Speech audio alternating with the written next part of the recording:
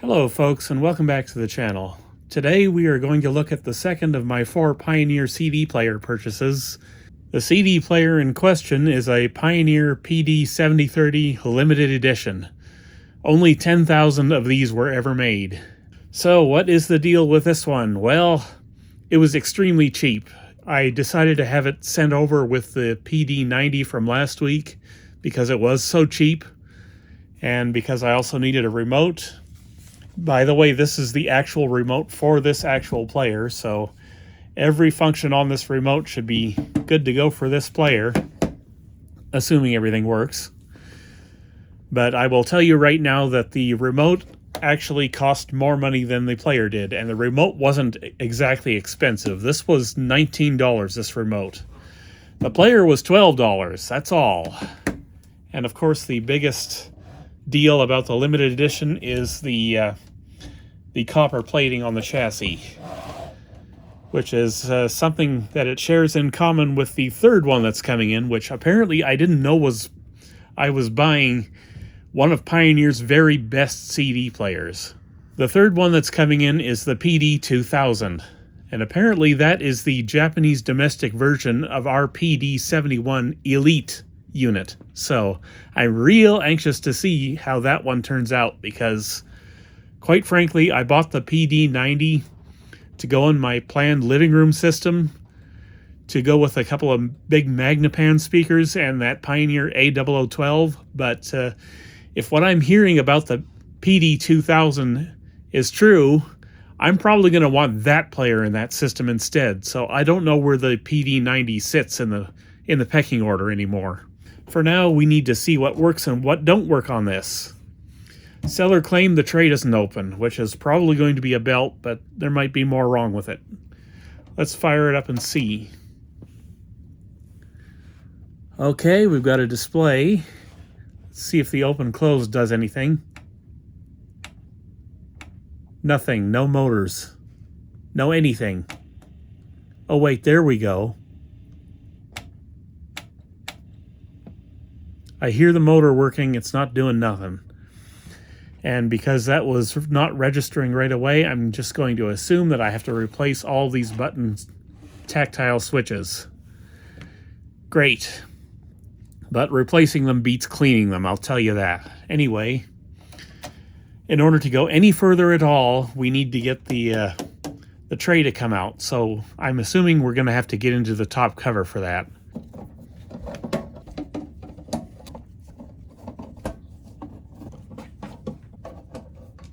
Gotta say, folks, I'm loving the gold-plated jacks back here.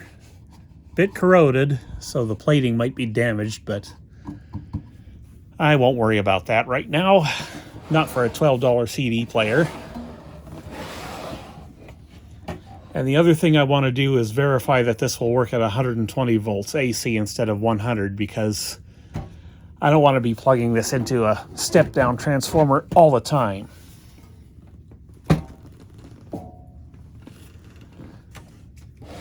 Okay, here it is. The PD-7030 limited edition. And it's nicely copper-plated chassis. I'm just having a look to see if my laser lens is in place. And it seems to be. I seem to be having good luck with these Pioneers that don't have laser lenses falling out. Yeah, the lens is there. We're good on that front. So I think what we'll do now is... what to do now? Well, I think what I'll do is I'll just see if I can get this clamp released. I like that the clamps are so big on these things, these Pioneers. It's very nice. So I will go with something period correct and go with Bruce Hornsby. I wasn't a big fan of Bruce Hornsby back in the day, but I kind of am now. I was a bit too young to really get some of the songs on this album when I was back in '86. I was only, what, 12, 13 years old? So the way it is didn't really resonate with me back then. So let me see if I can... Well, I'll just let it spin up the way it is. Will it try to play if I hit play?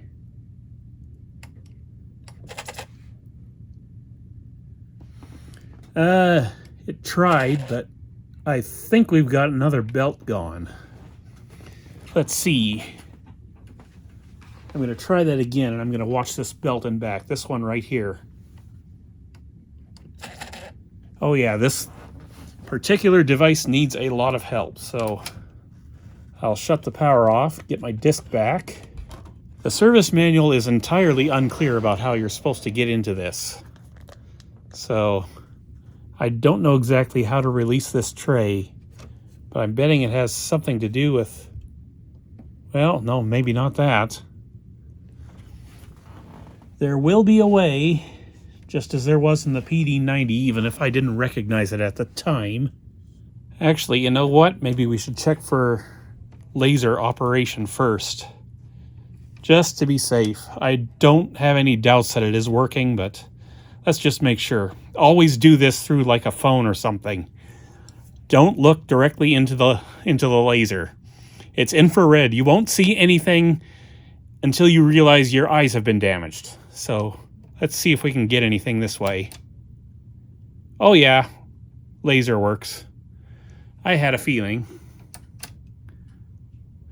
I didn't see it try to focus, but I will try that again and take another look. Oh yeah, it's focusing properly.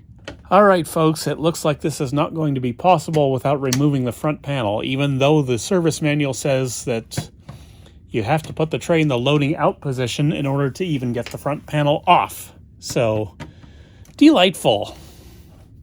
I guess we'll see if we can get the front panel off, won't we? Okay, all 6 screws are out. Is this going to be possible? I don't know. There's a little lip right about here that sort of goes in behind the tray, and I just have to get in behind there because there's no other access for this. Ah, Pioneer, why couldn't you have made this easier? It gave me an eject linkage for the PD-90 and not this one? What's the deal? All right, I might be making progress by looking through the bottom of the tray assembly here. I can kind of see that there's a catch here, I think. Maybe. Where's that catch at? All right, folks, as you can see, I managed to get the front panel removed so I can access the CD loading mechanism from underneath. I'm just going to put the clamp down to protect the laser for now, and I'll show you what's going on in here. Basically, in order to eject the tray, you have to manipulate this pulley right here with the belt on it. That's the only way I can see to do this. And you can't access this unless you pull the front panel off. The stuff I was pushing on earlier was the limit switch, and I hope I haven't damaged that. But as you can see, I am now getting the tray to eject. So that's that. Now I got to figure out how to separate the front panel and its circuitry from the rest of this so I can work here. Okay, I've got the front panel away from the main body of the unit now, and I just wanted to show you what we're dealing with here for connectors for the front panel. It's these gray things here. These are a pain to use, but Akai uses them a lot, which is why they're a pain to use, but they basically take bare wire and they just sort of clamp down. That's basically all there is to it. And I've got one connector here for the remote. That's easy enough to keep track of. Now we've got a couple of belts to do, but first we have to remove the tray assembly, I think, is what Pioneer said. And I'm going to try and follow the Pioneer service manual directions on this, which include, first of all, unclipping the front of the tray. So we've got 2 claws here to release. And that just slides up and off. That was easy. Next step, according to service manual, is to lift the clamp up like that again and start removing the mechanism. Now, as you can see here, we've got a laser power adjustment directly on the ribbon cable that goes directly into the pickup. And there's no shorting pad to keep the laser safe from static. So the way you deal with this situation here, when there's no shorting pad to protect the laser, is you undo this connector, wrap some aluminum foil around the pins, and then clamp it down with like a paper clamp or paper clip or something like that. I don't know. One of those little thingies, you know, the thingies for stationery. Anyhow, from previous experience, I can already tell you that as long as I'm careful and I don't touch any of the actual conductive parts of this connector, I will be safe from static anyway. So I'm going to risk certain doom and do it the way you shouldn't do it and just leave it alone. I've done this before, so I know if I'm very careful, I won't cause any problems with static. So we're going to wait on that for a second, however. We're going to remove the screws first, and we have to inspect the rubber bushings under here just to make sure those are okay. I don't know if I could do anything about it if they're not okay. Again, I am not messing with that connector until very last possible second here, because I need my anti-static mat out in order to have something to put the assembly down on. And we're going to have some more connectors other than that to remove as well. Okay, so the transport screws are out, or the mechanism screws are out, and now we got to unplug some wires here. And I think there's our DAC right there. I don't know if I can get you a good look at it. It is a CX23034 Sony. Now all I got to do is disconnect yonder cable and we should be good to go. And I got to set up my mat here first. Okay, the mat is just set up now, just at the top of the screen for you there. Right yonder. I've checked continuity with ground and it's good. So now we can deal with this. Over lunch I was watching Spare Time Repair fight with a Technics. And fair disclosure, I am thinking about buying a 5th CD player, and that 5th one is a Technics. SLP 990, but I am not sold on that idea yet. I don't like the idea of paying like $200 for a CD player. And that one is $200. At that point, it would cost more than all 4 of the Pioneer CD players I've bought. Well, I guess I had one connector that didn't have to be deplugged. And I am attached by a ground here yet. So I'm going to gently put this back down and disconnect that ground.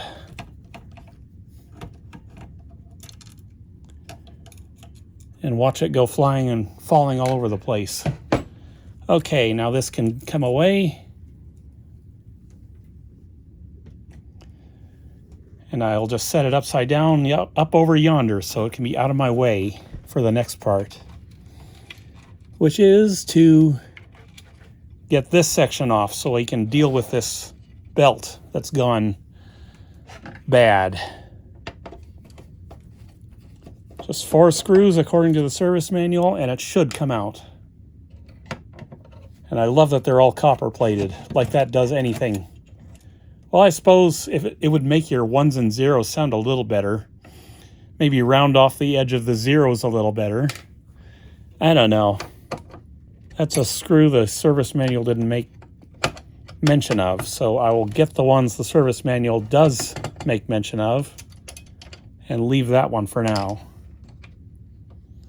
Oh wait, maybe that is the one the service manual wants me to remove. Anyway, I'll take that bracket off anyway. Looks like it might make it easier. Ah, yes, I did have to remove that one. Okay, last one is way down here in front of the power switch, or behind the power switch.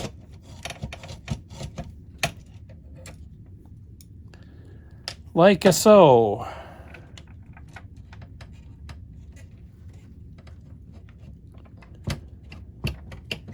And that's supposed to have this loose now, so why isn't it loose?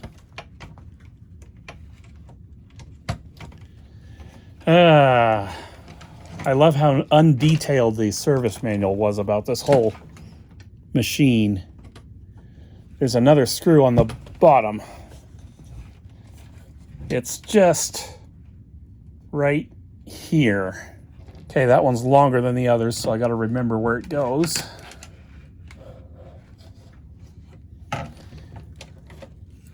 Okay, here we go. Now we can work on this. I'll set that down up there and we'll get the main body of the unit off the table. Because now we got to do some work to this. And now we've got real easy access to this belt. Okay, now my PRB cross-reference had an actual dimension for this belt, so I'm probably going to have to check that in a second here, but I will measure this one. And look how misshapen that one is. Ridiculous! So what we have here is a 1.5 millimeter square belt. Current internal circumference is, what is it? About 160 millimeters. So I'm going to go check real quick to see what the PRB cross-reference says, which, by the way, has no mention of any other belts for this, so we're going to have to figure out the other belt as we go along. Okay, the PRB cross-reference is 146 millimeters internal circumference by 1.5 millimeters square. So I'm going to try to see if I can find one. I'm pretty sure I've got one, and then we'll continue. I also want to lube all this stuff here because probably could use it. Actually, I might want to completely remove this tray because this grease is not very good. I want new grease up there. So we got lots of stuff to do. Let me go find that belt. All right, a belt has been located. This is one of my Chinese 1.5 millimeter belts. Should work fine. And I can probably toss the old one now. Kind of a weird way they've got the belt installed in this, but as long as it works, it don't matter. First thing I'm going to do, get some oil to this motor bushing.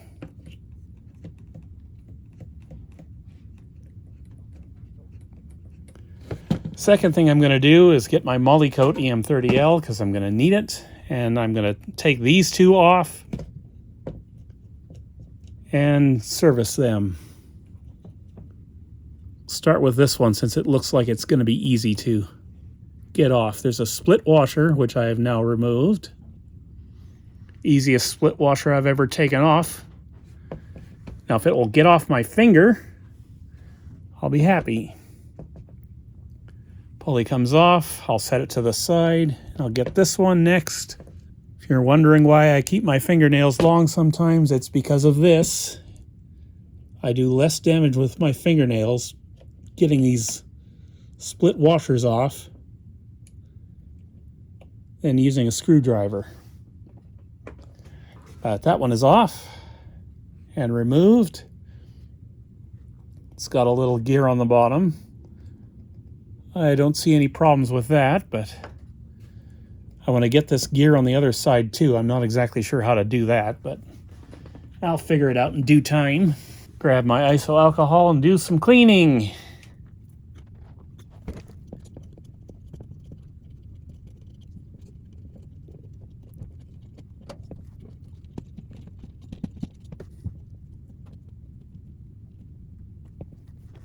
Okay, that is done.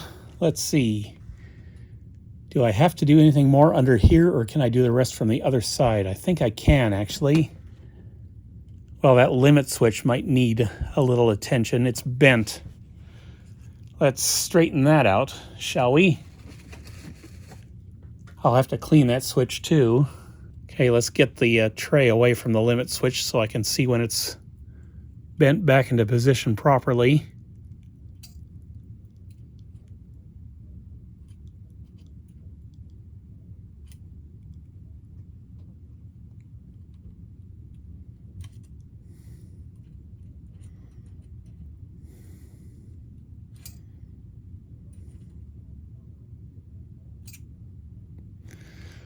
Okay, now there's two ways you can clean these switches. You can put a piece of paper that's soaked in contact cleaner in there, apply a little pressure, and then pull the paper through. But in my experience, these devices that come from Japan are so corroded that barely works. So what I like to use is 3000 grit sandpaper instead. Usually ends up being much more reliable that way. And usually what I'll do after this is I'll follow up with some actual contact cleaner like Deoxit D100.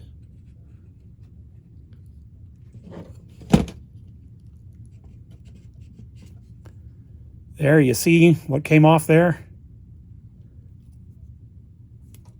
Just comes off a lot quicker and a lot easier with sandpaper with some of these Japanese imports.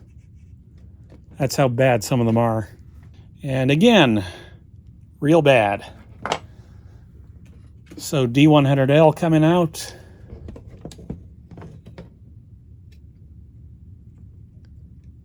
For this switch, I could probably go in with my dielectric grease that has D100L infused into it, but I think this will be good enough. I don't have much of that stuff, so I tend to save it for devices I really care about, and this doesn't quite qualify.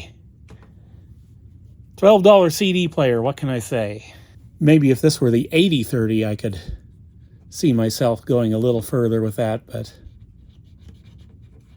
it'll work fine the way it is. You'll see. Well, you'll see as long as it works after we're done, I guess. Now, pipe cleaner with isoalcohol. And we'll clean the center of these pulleys.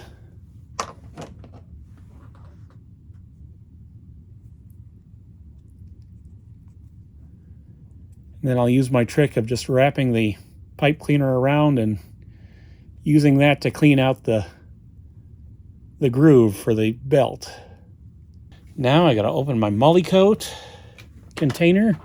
That's too much, but whatever. Okay, now we can reinstall at least these gears.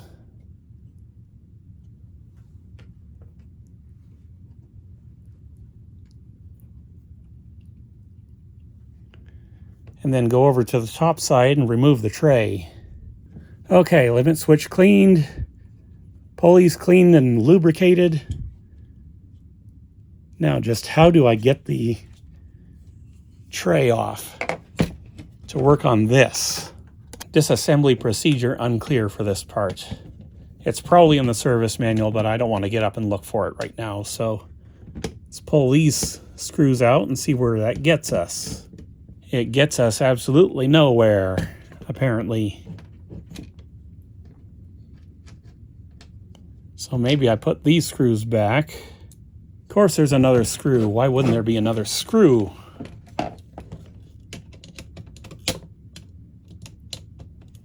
It's just a silvery looking screw right down yonder. God, it's already getting hot. Again.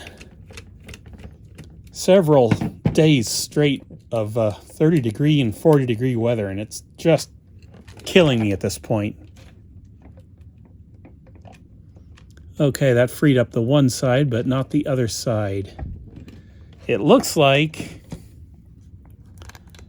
I have to pull this rail in order to get this side out.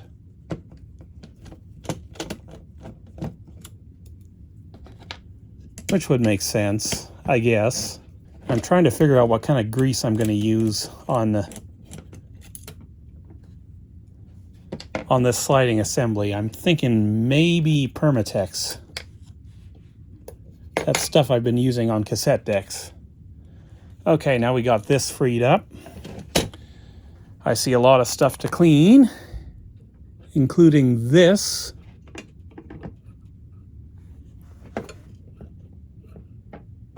Looks like that's just a one-piece gear. Easy peasy, I think. And off that comes. Looks like they just used oil or something there, or a very light grease.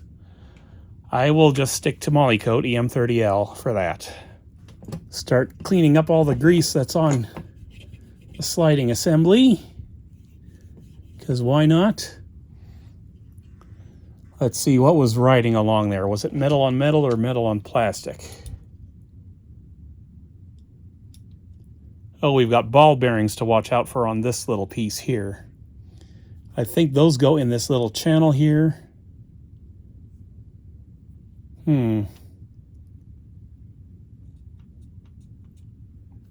This might be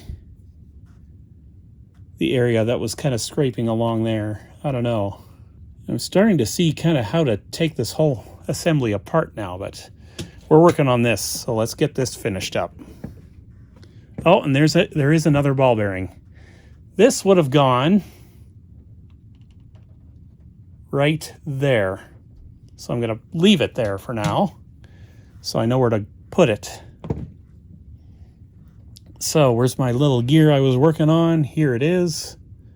There's a big section and a little section. Big section goes upwards, apparently.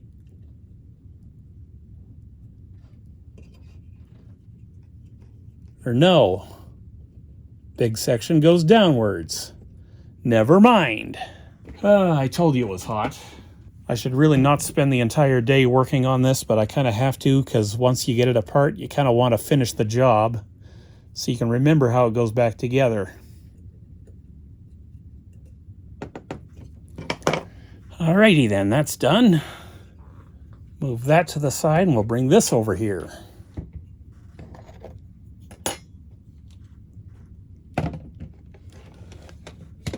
Now, this ball bearing is going to fall out again. Anyway, I'll try to keep track of it. I guess I have to loosen this off after all.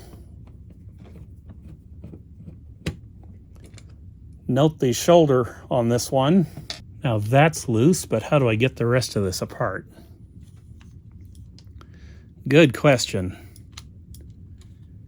It comes away easily on this side, but not the other side. Why not? I know we've got a sliding piece or something here that raises and lowers the tray. And I want to lube all that stuff.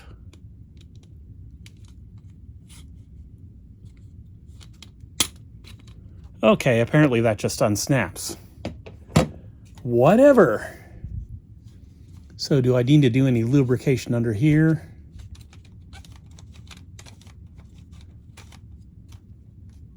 I don't know. Let me remove the ring. No, there's no lube under there. I don't have to worry about it. I figured that would be the case. It's plastic on plastic. There is a little bit of a grease situation under there, though, so maybe I'll clean that up and re-lube. Molykote, of course. I don't want to use anything real viscous in there.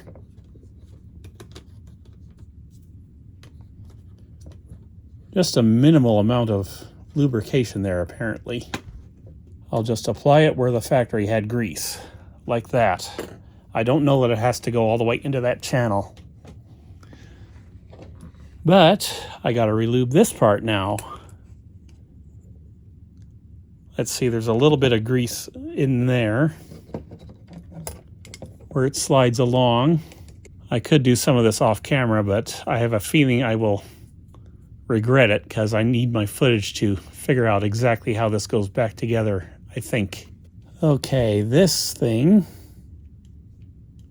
it's being retained somehow. This I won't worry about, but I'm pretty sure this ball bearing is going to want to be falling out in a minute here. like right now. So I'll put that up with the screws, and that way I don't have to worry about it.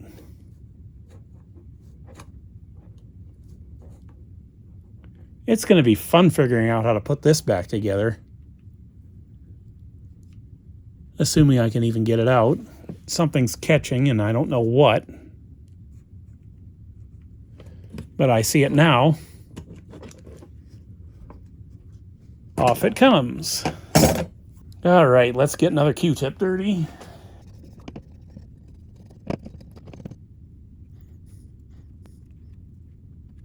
No grease left behind. If I can get it all, I'm gonna get it all. Time for more moly coat. Since this is plastic on metal, I have no problem with moly coat here. Although I should refrain from using quite so much, I think. But whatever. I don't know if that post needs to be greased. Okay, now how did this go in again? I see there's grease here I didn't deal with yet. Sticky, nasty grease. And now we deal with this ball bearing situation. The way I'm going to do that is by packing that hole with moly coat and using the moly coat to hold in the ball bearing. Should work at least well enough to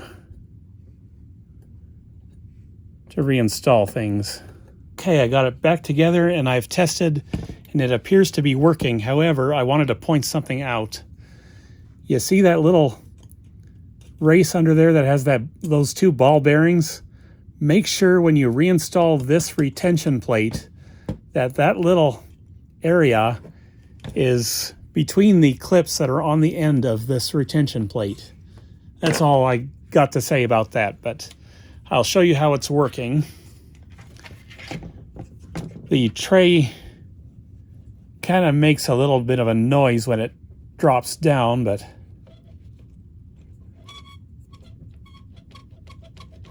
so I should have probably done a little bit more greasing, but I think it'll be all right. It doesn't have to be perfect, not this particular player. And when it comes to this area here, I decided to just go with moly coat EM30L because that's what I used for that ball bearing, because that's where that ball bearing goes, is all along there.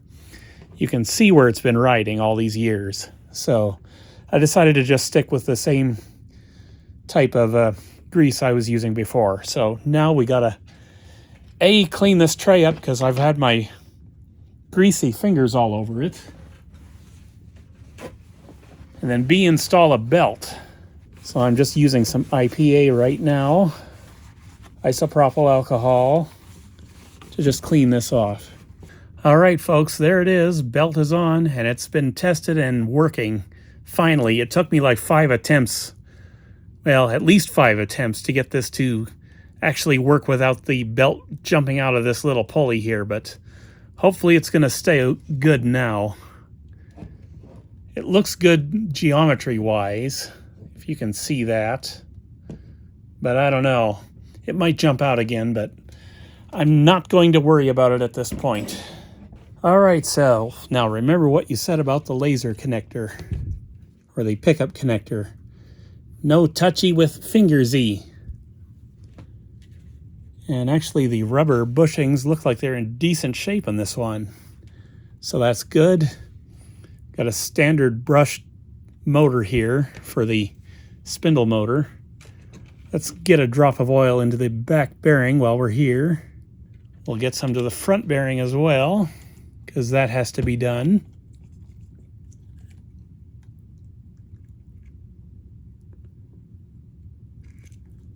I think I've already touched that connector by mistake. Great, wonderful. But I am very much static protected right now, so shouldn't be a problem. At least that's what I'm going to tell myself. Now we need to lube these rails. But first, let's get rid of this belt if we can. Oh yeah, and we gotta get some oil to this bushing as well.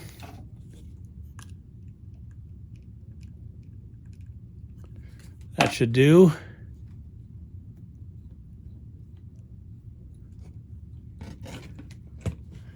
None of this was moving particularly well, so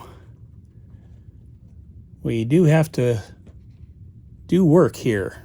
I see a lot of old nasty grease on this. We're probably going to want to do some work on that. Actually, maybe it is best if I leave the pickup all the way at the other end. And yes, I know we got to lube up that inanimate carbon rod as well, which I think can be done from this side of the mechanism. Yeah, we disconnect this screw here, get rid of that plate, and then that rod comes out. I think we'll do this one first because this is the one that really needs the attention. Well, I don't know. I think maybe I should pull that rod first and just remove the actual pickup altogether, because I just got this feeling that this rod has to come out in order to do anything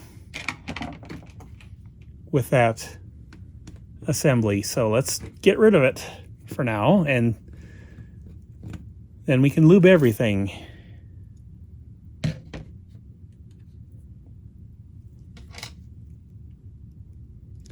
There's a hair over here, and I don't mean a bunny rabbit. Oh yeah, that is all gunged up with old grease, that rod. Not surprising, I'll set that aside.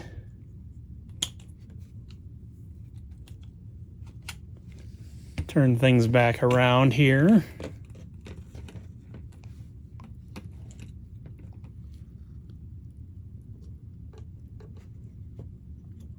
And it looks like there's an angle adjustment right here. Very interesting. At least I find it interesting. I don't know if you find it interesting, but I find it interesting. Unclip that side. Actually, I can just unscrew it.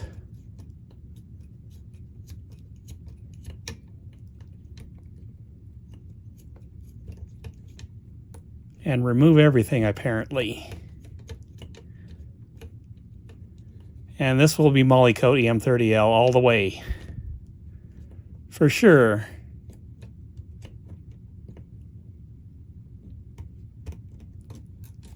Alright, we got the rod out. Or the threaded rod out, I mean. Not the inanimate carbon rod out. So, now we do some cleaning. Some hardcore cleaning. Let me do that off camera. Okay, cleaning is done, and we can now try to find a belt for this side of things. Let's see, the old one is about 1.2 millimeters square. Yeah, 1.2 by about 60 millimeters internal circumference, 64 maybe. I will go with 60, I think, if I've got one. I don't know if I've got one. That's going to be the issue. All right, folks, I think I got one that'll work. I don't think this is the right thickness, but it's the only thing even close that I've got. So we'll take this out and measure it.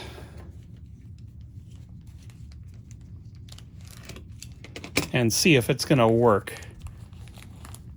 My Chinese 1.2 millimeter belts, either I had ones that were too small or too big, but not the right size. So this one may do the trick. Let's find out. Oh, actually, that is a 1.3 millimeter belt. That'll work if it's the right internal circumference. And it is. So I'll throw that old belt away. And now we got to do some more lubricating. By the way, I used a pipe cleaner to go through there and clean out the threads in there, if you're wondering. But now much Molykote needs to go in. Need some down in here. Molykote there as well. That should be plenty. Actually, more than plenty.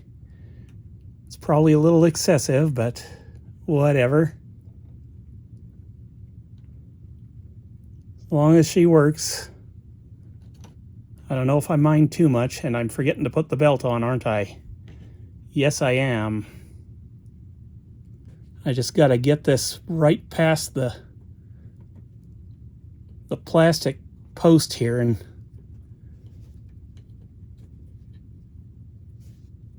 maybe we can start getting her to go in. There we go. Finally. Okay, the rod is threaded all the way in, so I'll just lift it up and clip it into place with a little bit of moly coat on the end of the shaft here. Like so.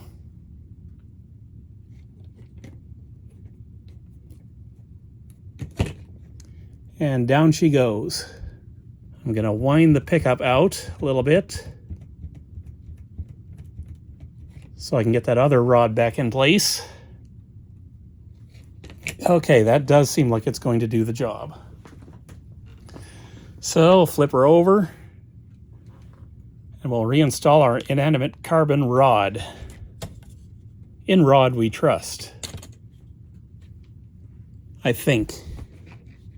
It's going to be fun getting this to go back in, but I could wind the pickup a little further out. It'll just be easier to reinstall that rod when the pickup's closer to the end of its travel, I think. So I'm going to go over it with the moly coat, because this was lubed before, and I didn't clean out the center of that. Of course I didn't, because I forget things today, because it's so bloody hot. My kingdom for a frickin' air conditioner. All right, pipe cleaner dipped in iso alcohol.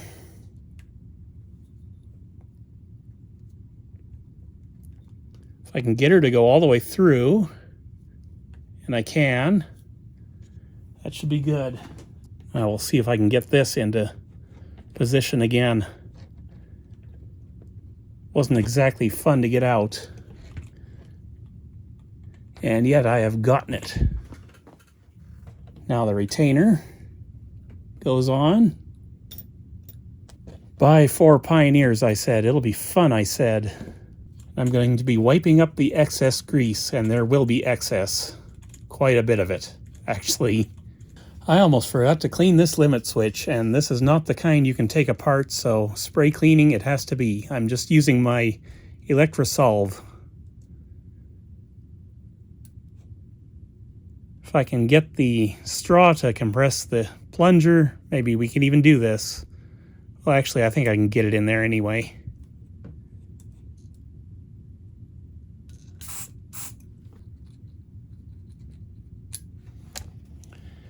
And that is that. And I also forgot that I still have to service the front panel buttons. Terrific. I want to check the spindle motor again, because I might have sprayed contact cleaner in where the bearing is, and I don't want that, so I'll give it one more drop of oil. And by Electrosolve, I mean this stuff. 409B. All right, button switches. Let's see what we're dealing with here. I can already see that they're 4-pin, which is the usual type that's found in these.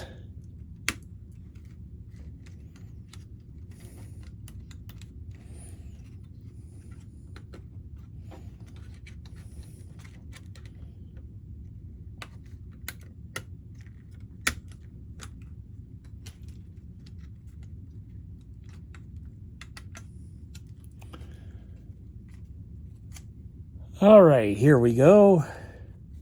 The remote thingy's trying to come out. That's fine. I can just take this and give it a good clean now, if I so desire. I'll do it later, because I don't desire to do it now. And what's the plunger depth of these button switches? Because I'm not actually sure that I've got replacements for this. 4.4 millimeters. I've got 5 millimeters. I don't want to clean these things. I really don't. Because look how many of them I have to clean. Let me get my button switches out and we'll take a look at them. They may work, they may not work. I don't know. These are real cheap from AliExpress. That's why I just replaced them. Because you might as well, if it keeps you from having to clean all these. 4.8. 4.4 to 4.8. Is that going to be a problem? I don't know. I think maybe it would be a problem. So I'm going to try to clean these using Electrosolve. But I'm warning you right now, because this one's from Japan, it probably will not be very effective. So we might have to get used to these buttons not working very well for the rest of the video until I can order the right ones from Japan, or not Japan, China. The player's from Japan. Come on, brain, you can brain things better than this. So what I'm gonna do for now is just take some Windex on a paper towel and clean the VFD, which is filthy. I can tell it's filthy. I could barely see the display when it was on. No more haze over that display. Thank goodness for that. That means I gotta really clean the front panel for sure now, if it was that dirty inside the VFD. So where's my Electrosolve at again? Once again, either this works or it doesn't work.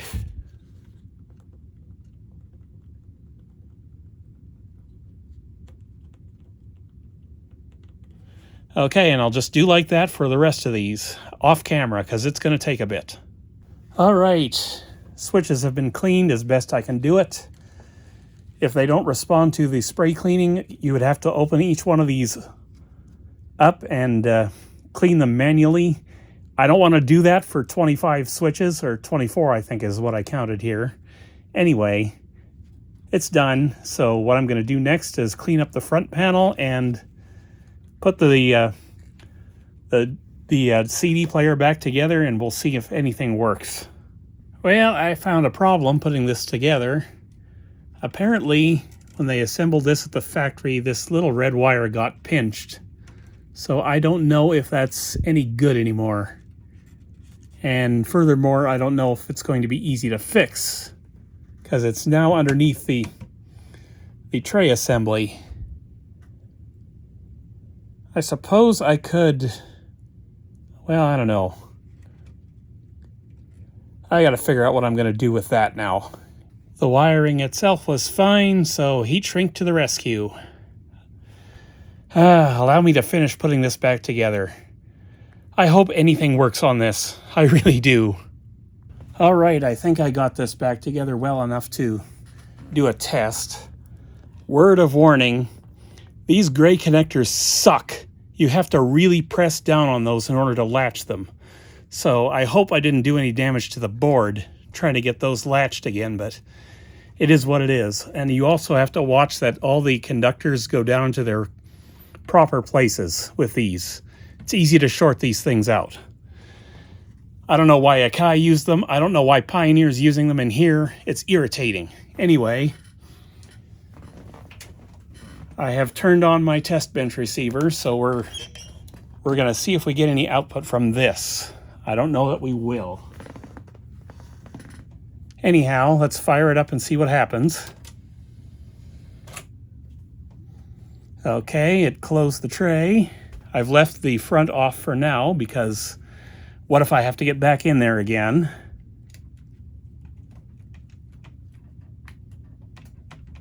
Perfect.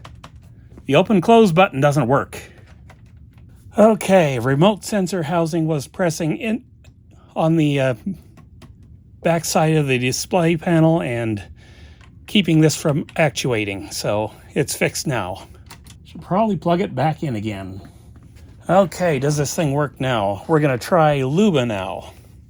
And if you don't know who Luba is, look her up immediately, because she's been severely underrated for years now. Even in Canada, she's underrated somehow. Don't ask me how that happens, because I don't even know, and good grief, what now? I guess I gotta work on that limit switch some more. I'll bother with that later. Let's get a disc in here.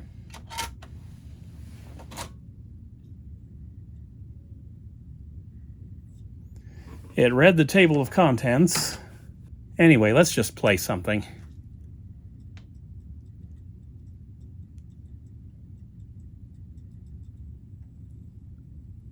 Had a little trouble reading, but it is playing.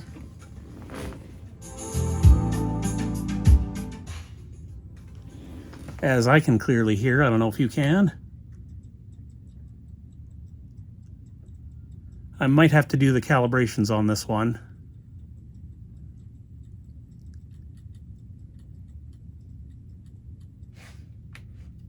Yeah, it's not liking that very much, so I'm going to shut it off. And the first thing I'm going to do is go to this laser power adjustment. I'm not going to actually change the laser power adjustment at all, really. What I am going to do is I'm going to get some Deoxit D100L on that and rock it back and forth. See if I can't maybe alleviate this issue just that way. I can see where it's set right now, so I'm not worried about losing track of where it is currently set.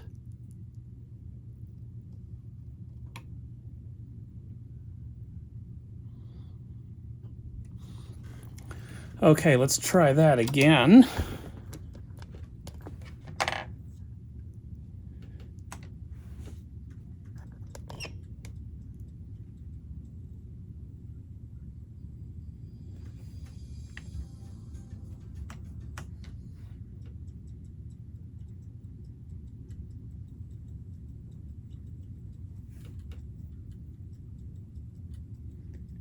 No, it's having problems.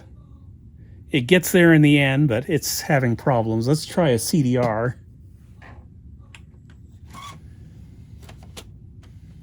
Haha, I got my CD back before you sucked the tray back in. I burned a special CD just for this. It's vaporwave, but it's an audio CD. I've got similar ones that are MP3, but not this one. I want to see what happens with this one.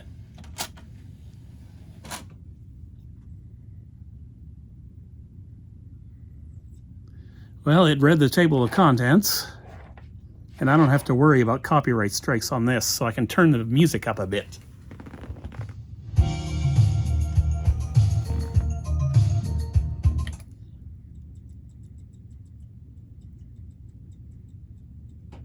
Still having a little bit of trouble seeking. Yeah, we made progress with this thing, but it's really not reading as well as I would like it to. There's no resistance, really, I'm detecting from the spindle motor. So I don't know what's going on. Either the laser power is too low, or half a dozen adjustments are out of adjustment, as it were.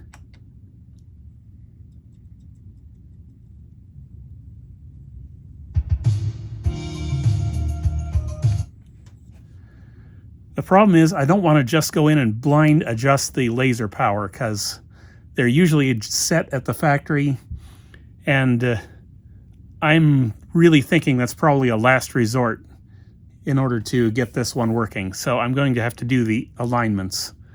So I will look into that, and I will probably carry those out tomorrow, because I just want to relax and cool off, because it is bloody hot in here today. Again. Didn't catch it quick enough that time. Okay, one last little update for today before I go and relax. That limit switch was still dirty. You can just barely get in underneath there to clean it without taking things back apart again. But look how dirty that was. Still, after cleaning it once, that's why I use the sandpaper, because that's what it takes with these Japanese imports. But as you can see, it's working now. So I think I will put the front thinger back on, this thinger, and then I will just go away and rest, and I'll do the alignments tomorrow, because like I said, it is way too hot today. Okay, so I got up bright and early this morning and decided to do some soldering before it got too hot in the house to do it again. So I changed out some capacitors that you can now see in front of you. These are all Elna Duorex, and I would have preferred to keep these in because they look so good, but you know me and old Elna capacitors. I just don't trust them. So I got those changed out, and they're all Panasonic FR. Every single one of these is now FR. As special as these claim to be, they are not more special than Panasonic FR. I'm sorry. And I would rather have them gone than worry about them in the future. Now, in the process of changing these out, I have come to really appreciate what Pioneer did with this particular unit. Let me get these out of the way first, and I'll show you exactly what is going on with this thing. It's crazy.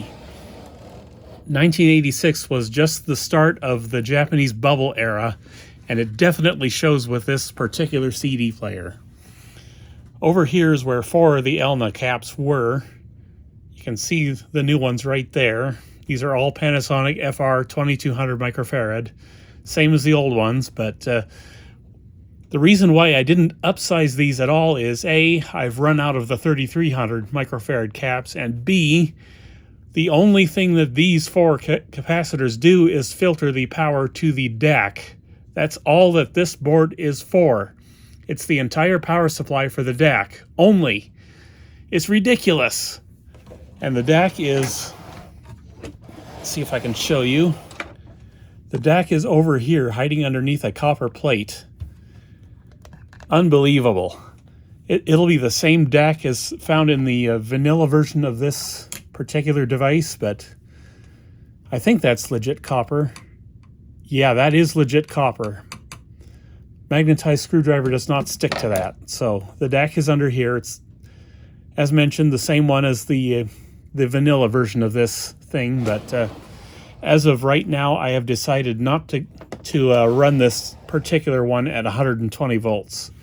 Reason being is if I fry the thermal fuse in this transformer, there's no getting another one. A vanilla PD-7030 cannot supply a transformer for this because this one's got extra windings. You see this green one here with the purple wire? That's just for the DAC power supply, and the vanilla version of this does not have this. So I'm going to keep running it at 100 volts as often as I can. Capacitors rolling all over the place here. Let me throw these away. One immediate thing I noticed after I did this recap is the player is now recognizing CDs a lot quicker. It could be my imagination, but I'm not actually sure that the alignments are needed anymore. We're still going to do some of them, I think, because why not? We're here. But I really don't think the player is as bad off as I thought it was. And in terms of the way the transport is working, I have no complaints at all. It couldn't be working much better than it is. Like the laser's still having trouble reading some tracks. Slight trouble, not the way it was before. But the pickup is running real smooth now through its travel, and it's not making any excess amounts of noises. And I'm really happy with the way this is turning out for a $12 player, is all I'm saying there.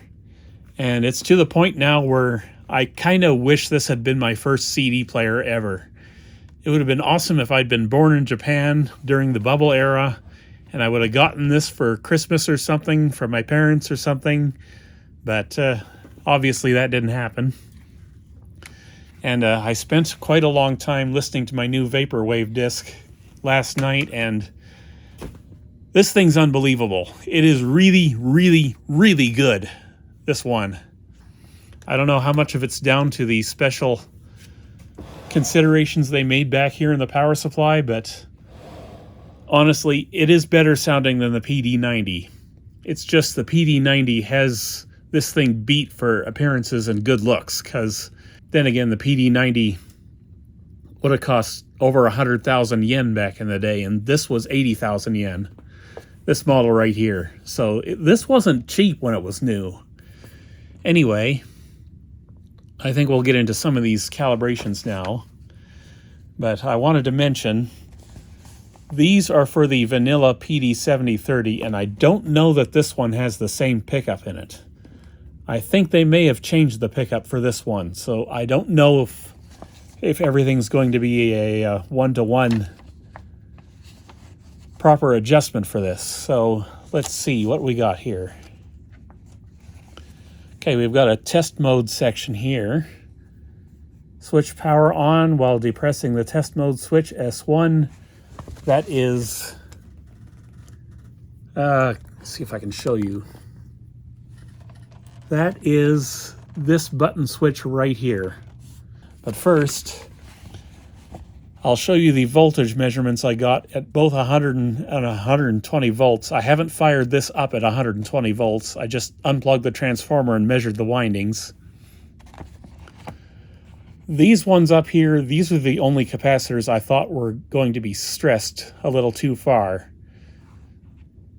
So those are the ones that have been upgraded, I think. I don't know. Anyway, we want to do some of these adjustments. And like I said, I've decided to run this at 100 volts instead of 120, so I'm not even going to bother trying to fire this up at 120. I'm sure it'll work now because I've upsized some of the capacitors enough to do that, but some of the caps I didn't have, like it's got two 3300s back in here. I don't have those anymore. I have to order more new ones, but all of the ELNAs were done. Okay, we've got a little table here listing of what the various buttons do in test mode. And let's see. I think what we'll do first is this tracking offset and focus offset adjustment. Set player to test mode, see page 51, we've already seen that. Adjust voltage at TP1 pin 2, tracking return to 0 volts plus minus 10 millivolts by twiddling VR7, tracking offset control. And then for focus offset, adjust the voltage at TP1 pin 5, focus error, to 0 volts by blah blah blah blah blah blah VR6. Note when adjusting VR7, watch out you don't short the control to the nearby heatsink. That would be this one right here. I'm going to use a ceramic screwdriver for that. So let me set this up and we'll do this. We're going for VR7 first. That's this one back here. And I got to get this into test mode. Hold test mode switch. Power on. And what do we get on the meter? We've got negative 14 millivolts. Let's see if that stabilizes a bit before we actually make our adjustment. It's just outside spec right now. Now it's falling into spec. But maybe we can get this to adjust a little better. Let's try. Maybe I should wait for it to settle down a little more. Maybe I won't.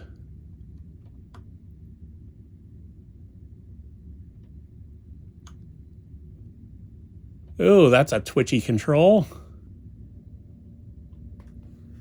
My kingdom for a multi-turn pot. Okay, that looks good. Now, test point 1, pin 5. Pin 5 is this guy on the end right here. That's a little high. Focus error to 0 volts plus minus 10 millivolts. VR6. Where is VR6?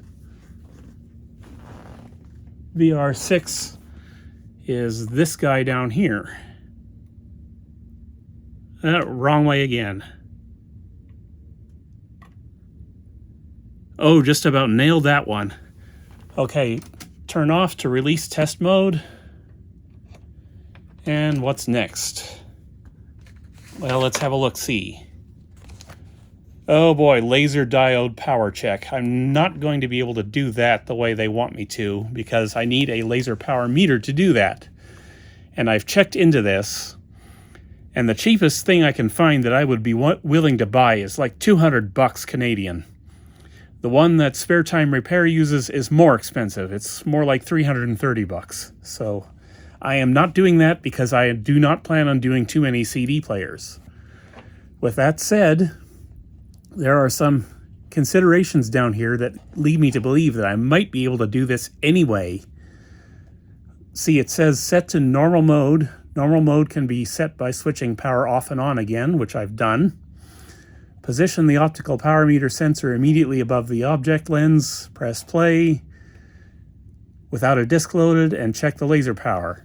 And then it says after that, after adjusting the power, play test disc, which I don't have, and measure the RF waveform peak-to-peak voltage. That would be the I pattern. If the RF waveform peak-to-peak exceeds 1.5 volts, adjust to bring it to 1.5 volts. However, this may not have the same pickup, so I'm not sure if I should go for 1.5 volts. With that being said, we are going to fire this up with the oscilloscope and see what the I pattern looks like. Give me a second to set that up. Alright, I think I got this set up. I have the probe on test point 2, pin 1, and then pin 4 is ground. So that's the way it's marked on the board, so that should be correct. And I think I got the scope set up properly, but I'm not sure. We'll find out shortly. We're going to go back with Bruce Hornsby for this, because I don't have the actual test CD.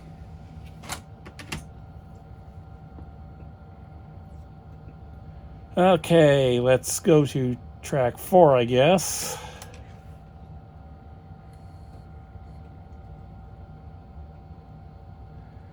Yeah, this don't make no sense. I'm looking for an I pattern and I'm not finding one. Okay, I finally got the scope to give me the I pattern. I'm not exactly sure if this is the best way to go about this with this type of scope, but this is what I've got, and this is what I'll have to go with.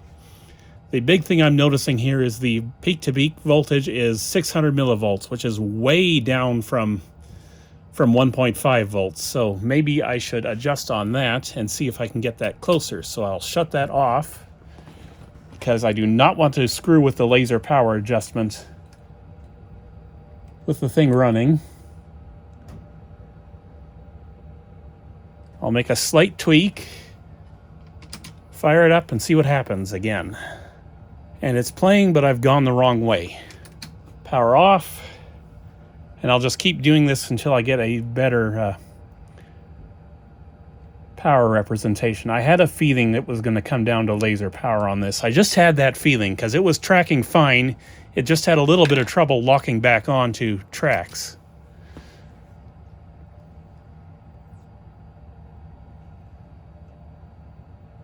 Okay, it's automatically playing again.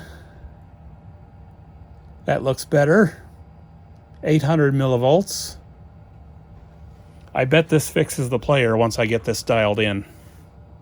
So I'm going to go down in scope resolution here so I can get this properly adjusted. This is requiring a sizable power bump, by the way. That might have been too far. Oh yeah, we're 2 volts now. I'm not keeping it there. 1.3 volts. That is much better than it was. So let's see how it tracks now between tracks. Or, you know what I mean.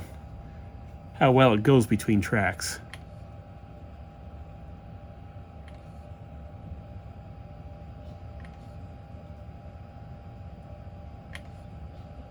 Oh, it is spending a considerably less amount of time hunting for the track now. That was the problem. The laser is wearing out on this.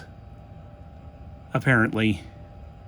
I'm still getting 1.35 volts on the scope over there.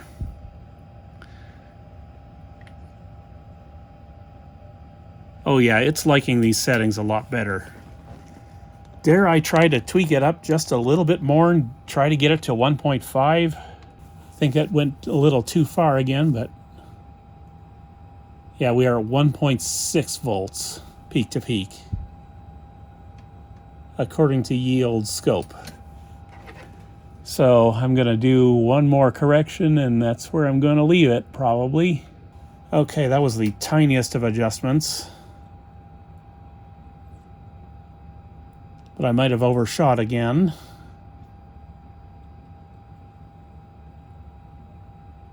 Yeah, we're back down to 1.3 volts now.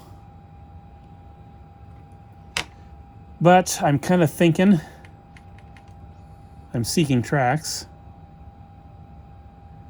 I'm kind of thinking maybe I leave it right here. That is already almost double the value we were getting before. So maybe this is correct now, or as close to correct as I can get it. And if I leave it at 1.3 volts, then the laser is a little bit less stressed out. That's kind of what I'm thinking. But this is clearly fixed now, and the rest of these adjustments I don't think are necessary. Like, there's a lot of them, but there's focus lock next. I don't think that needs adjustment because look how it's playing now. And yeah, the eye pattern looked half decent from what I could tell. Hard to tell with the scope. I don't know if the scope has any sort of setting on it to give me a better picture, but whatever. I'm going to disconnect it now and consider this deck done. Or CD player. I'm used to cassette decks. You'll have to pardon me. So let's do some more testing. I'll get audio connected for this. All right, I'm going to use the home theater for this particular segment because, quite frankly, the low end out of this particular CD player is ridiculous. And I want the subwoofers up and running for this one. Okay, we'll do Bruce Hornsby again. It is playing, no issues whatsoever.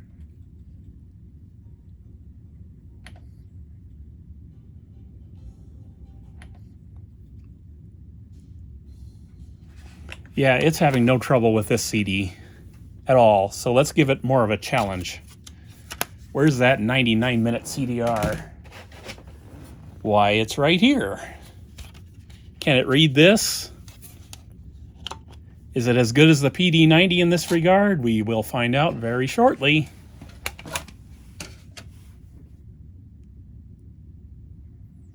It read it. It seriously read it. Track 9, play.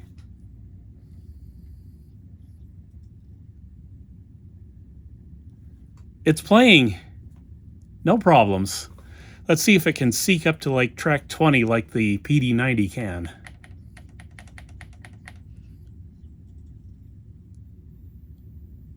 Oh yeah, it's working great. This thing's fixed. This thing's all fixed completely. I'm not expecting miracles now, but let's try a really hard one. Where's that CD that wouldn't play in the PD-90? I know it's here. This guy, this one's going to be a pain for this thing. It didn't try to play this before. Actually, and now that I'm looking at it, I need to clean this disc off. Give me a second. Okay, let's try this, see if it works. I think this was probably smudged up during the test of the PD-90, so if this works, it doesn't necessarily mean the PD-90 is worse off. I think the PD-90 is in phenomenal shape. I think the PD-90 was never used almost. Or used very little. Oh, it's spinning this one up. It's having trouble with this one. But it got further than the PD-90 did. Nope, it doesn't like that one. Any more than the PD-90 did. Let's try my vaporwave disc. This was working great last night. I don't know if it still is. Let's see, track 4. Double Putin.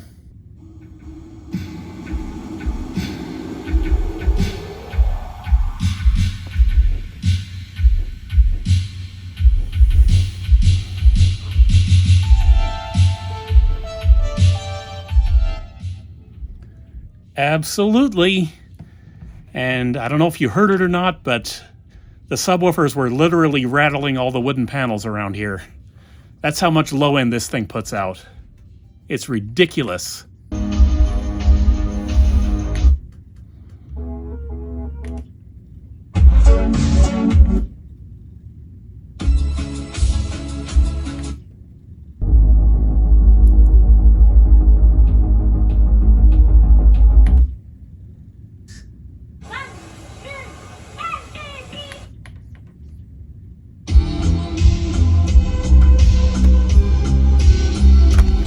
Okay, I am very satisfied with how this turned out. It is clearly performing fantastic. I can't complain about anything. It would be nice if it played the damaged CD, but like I said, the PD-90 didn't even do that, and the PD-90's in better shape than this one. So, I think we're going to conclude this video here. I'm not going to be changing any of the other capacitors. I'm going to keep the rest of it original, including all these nice green early Nichicon Muse capacitors back there. I just like the way this thing is right now. I'm sorry. We'll keep the new Panasonic FRs in there, and those will be the only parts I change out. So I will see you guys in the next video. Take care.